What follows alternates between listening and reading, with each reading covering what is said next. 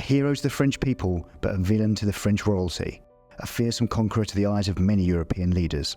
As an emperor, he promoted education, from science and literature to the arts. As a military dictator, he ruled dominantly and plunged the world into war. We're of course talking about Napoleon Bonaparte. Throughout history, there are few that have left a legacy as legendary and far-reaching as Napoleon. As an artillery officer who rose to become the Emperor of France, shaping the laws of France and influencing the laws of many other nations to this day, his story is both celebrated and revered. Throughout this video, we will delve into the incredible life and legacy of the man whose mark on the world is still felt to this day. Our journey begins on the 15th of August, 1769, in the Mediterranean island of Corsica. It's a place of fierce nationalism where a young Napoleon is born, unaware of the destiny that awaits him. Born into the Bonaparte family, who were originally of Italian descent, his father a well-regarded lawyer in Corsica and his mother a strong-willed and resourceful woman. However, his family were not wealthy and in fact struggled financially during his upbringing. At the age of 9, Napoleon left Corsica and headed to mainland France and enrolled at a religion school in Autun. Very quickly, however, he transferred with a scholarship to a military academy. Coming from Corsica, Napoleon spoke and read Corsican and Italian and only began learning French at the age of 10. An excellent student, Napoleon was fantastic at mathematics, history, geography, and showed a high aptitude of problem solving and strategic thinking. At 16, Napoleon furthered his military career by enrolling at École Militaire in Paris. He trained in becoming an artillery officer and was getting more invested in politics. With his father's death, he was forced to complete his 2-year course within 1 year and really honed in his discipline and leadership skills. All of this showed us the path that Napoleon was embarking on, the one that would see him become one of the most brilliant military tacticians in history. However, it would be the turbulent times of the French Revolution that would catapult Napoleon into the spotlight. Beginning his military journey as a second lieutenant in the artillery, Napoleon quickly climbed the ranks and rose to prominence during the outbreak of the French Revolution. He earned his first stripes as a general and showcased his military genius during the 13 Vendémiaire, a battle between the French revolutionists and royalist forces on October 5, 1795.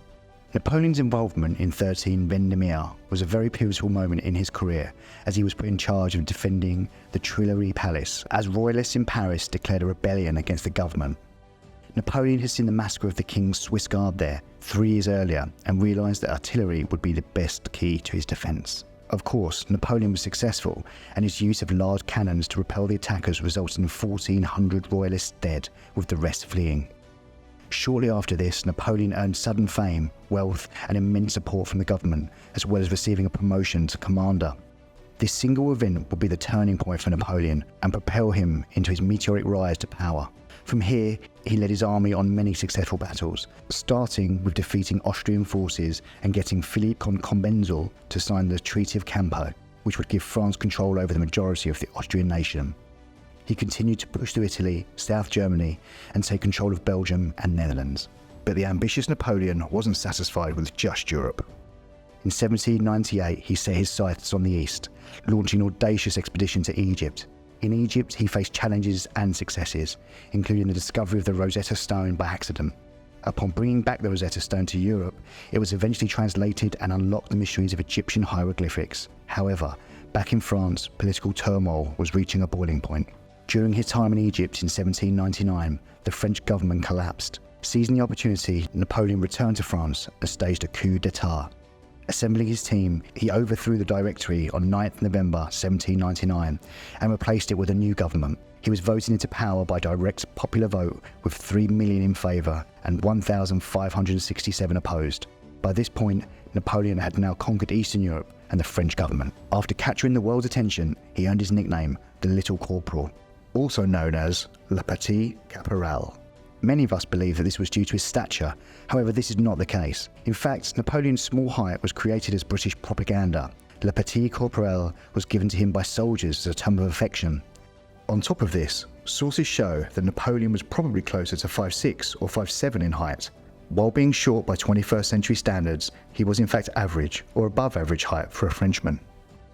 Now First Consul, Napoleon ushered in an era of stability and reform, introducing free secondary education, promoting literature, arts and science. He also created the Bank of France to improve the economic stability of the empire. Under his leadership, the Napoleonic Code is created, providing a legal framework that still influences modern law today. By 1804, Napoleon's conquest of Europe had simmered down slightly. He had been playing the political game and had been seeking revenue to fund his wars in Europe. However, during these years, Napoleon had been subject to several assassination plots, and in January 1804, his police uncovered another assassination plot, which was sponsored by the former rulers of France, the Bourbon family. Napoleon ordered a kidnapping and then execution of the Duke of Enghien due to his belief that the Duke was involved in the plot. This enraged many of the royal courts across Europe and was one of the key factors for the outbreak of the Napoleonic Wars. Napoleon used these assassination plots to justify the launch of a referendum, which led to him being elected as Emperor of the French, seeing him win by a tally exceeding 99% and bringing out almost 3.6 million voters. Napoleon would later be crowned Emperor of the French, and in an infamous and symbolic moment, he raised the crown over his own head. This signalled the birth of a new era, the First French Empire. At this point, with Russia and what was left of Austria siding with the British, Napoleon now decided that the rest of Europe needed to be under his control. Napoleon decided to invade England. However, in the Battle of Trafalgar, the French navy was destroyed and ended Napoleon's plans to invade England. Realising the British navy was too powerful, Napoleon looked to control Russia by defeating Tsar Alexander in the Battle of Austerlitz. This gave France control of nearly all Eastern Europe. For nearly a decade, things were quiet. Napoleon's empire continued to dominate Europe and stretched from Spain to the Russian border. However, Russia broke the treaty and allied with Britain in 1812. This caused the Battle of Borodino, which led to 45,000 Russian casualties and 30,000 for the French. Napoleon refused to retreat and surrender until the harsh Russian winter would be his undoing. Sensing weakness, many European countries joined together to fight Napoleon's control. Austria, Russia, Prussia and Sweden defeated his soldiers, which forced Napoleon to abdicate the throne and be banished from France to the Mediterranean island of Elba. Due to Napoleon's fame and support, he managed to escape captivity and return to Paris and reclaim the throne to re-establish his power. After small defeats, Napoleon, now seeking redemption and hell-bent on conquest, made another attempt to fight the British. Meeting British forces at the Battle of Waterloo in June 1815, he sent his soldiers into battle. After initial success, the British were worried. However, the Prussian forces arrived in time to help defend the British, leading to a retreat by the French army. Upon defeat, this time there was no escape from Napoleon Bonaparte. He was exiled to the remote island of St. Helena, in the middle of the South Atlantic. Here he spent his days in captivity, reflecting on his life and legacy, and dictating his memoirs. On May 5th, 1821, Napoleon, the man who reshaped Europe, took his last breath on St. Helena, reportedly due to stomach cancer. Nearly 20 years later, in 1840, his remains were returned to France, where he was given a grand military funeral and reburied at Les Invalides in Paris. Napoleon Bonaparte, a man whose meteoric rise and dramatic fall continued to captivate and intrigue us, leaving an enduring legacy on the world stage. His life is a testament to the power of ambition and genius, as well as greed. Thank you for joining us on this journey through the life of Napoleon Bonaparte. If you enjoyed this video essay, be sure to like, subscribe and share. Stay tuned for more.